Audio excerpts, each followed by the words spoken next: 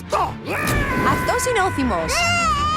Κλείστε στροφή! Πράσικα! Και αυτός είναι ο φόβος, υπεύθυνος για την ασφάλεια της Ράιλι. Αυτές είναι οι αναμνήσεις της Ράιλι. Μπράβο! Είναι χαρούμενες όπως βλέπετε. Τι έγινε? Λείπει. Κάτι έκανε στη μνήμη! Ράιλι, είσαι καλά? Καλά, νομίζω.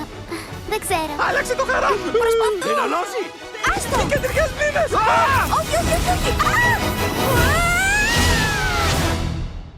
Τώρα μπορώ να αρχίσω να ουρλιάζω. Αυτό το φθινόπωρο. Τι κάνουμε τώρα? Χάλασε! Γιατί χάλασε! Για να δω! Έχουμε σοβαρό πρόβλημα. Η Χαρά θα ήξερε τι να κάνει. Πού είμαστε? Οι μακροχρόνιες αναμνήσεις της Ράιλι. Θα το φτιάξουμε. Πρέπει να γυρίσουμε στο κέντρο ελέγχου. Θα χαθείς εκεί μέσα. Σκέψου θετικά. Εντάξει, είμαι θετική ότι θα χαθείς εκεί μέσα. Από τα μυαλά πίσω από τις ταινίες